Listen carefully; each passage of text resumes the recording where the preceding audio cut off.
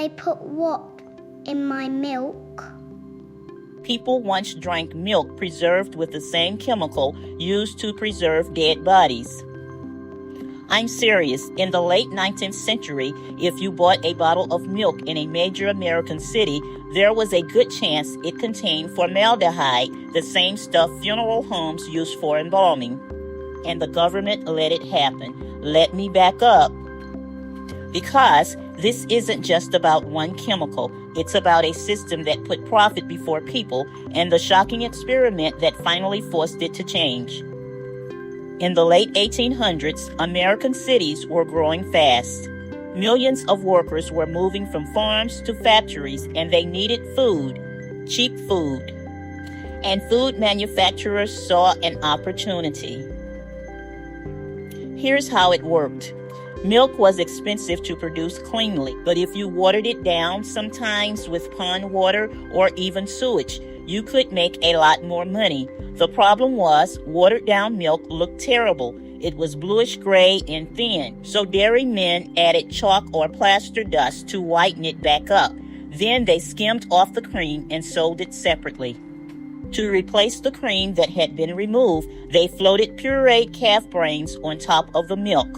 Wait, let that sink in. They put blended calf brains in milk to make it look creamy. People would pour this into their coffee and watch it coagulate into brain clumps.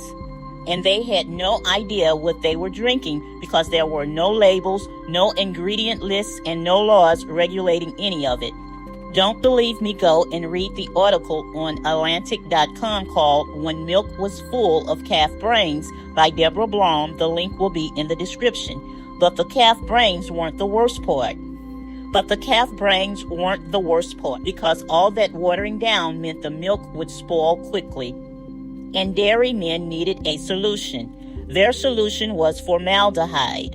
Formaldehyde, also called formalin, is a powerful antiseptic. It's also a poison. In 1904, a departmental committee of the local government board in England called it a very potent and poisonous substance. They recommended its use in milk be absolutely prohibited. But in America, there were no rules. So dairymen added formaldehyde by the drop. It would keep milk fresh for a week. Just one drop could preserve half a pint of milk.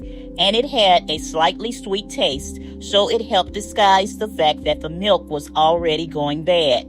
By some estimates, thousands of children in New York City alone were killed by what newspapers called embalmed milk. Infants at orphanages were particularly vulnerable. They'd be fed what they thought was nourishing milk, but it was actually a toxic chemical bath. And here's the thing. The chemical tests to detect formaldehyde in milk were simple. Painter's test mixing milk with sulfuric acid would create a violet ring if formaldehyde was present. 1 part in 100,000 could be detected. Yet dairymen kept doing it because the fines were small and enforcement was almost non-existent. But eventually, someone started fighting back. His name was Dr. Harvey Washington Wiley. He was the chief chemist at the U.S. Department of Agriculture, and he was furious. If you've been following this investigation, you might remember him from our video on the margarine experiment because he's the same man who created the Poison Squad and fought for the 1906 Pure Food and Drug Act. Wiley believed the American food supply had become a public health disaster. It wasn't just milk. Meat was preserved with borax. Butter was dyed with lead. Beer was kept fresh with salicylic acid, a pharmaceutical chemical. Candy contained copper sulfate. None of these substances had ever been safety tested for human consumption, and Wiley decided to do something about it. So in 1902, he convinced the government to fund a radical experiment.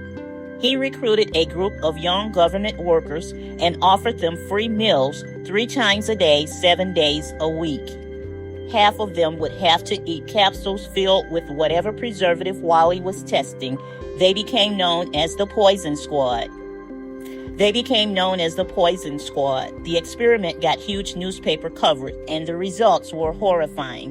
When Wiley tested borax, which he thought would be the safest, the volunteers got really sick. When he tested salicylic acid, they got sicker. And when he tested formaldehyde, he had to call off the experiment early because the volunteers were suffering too much. But here's what's truly unsettling. The Poison Squad was the first time anyone had actually tested these food additives on human beings. Prior to that, we had been running a national experiment on the entire population without consent, without oversight, and without any real understanding of what we were consuming. Wiley's campaign, combined with Upton Sinclair's devastating book, The Jungle, which exposed the horrific conditions in Chicago's meatpacking plants, finally created enough public outrage to force change. In 1906, the Pure Food and Drug Act was passed. It became known as Dr. Wiley's Law. The act finally banned formaldehyde in milk and other harmful food adulterants. But here's my question. If we got formaldehyde wrong, if an entire generation was given a chemical poison and told it was food, what else are we being told today that might be wrong? Because the pattern I keep finding is the same one. A new process, a new chemical, a solution to a problem we didn't fully understand. No long-term human testing. And then decades later, we discover the truth. We saw it with trans fats. We're seeing it with seed oils. And we're seeing it with 100 other additives still in our food today. When I looked at the margarine story, I found the same thing, a product pushed as healthy that turned out to be loaded with trans fats. The experiment was run on us in real time for over 40 years. So if you're eating something today and assuming it's safe because the government allows it, you might want to think about the formaldehyde in milk.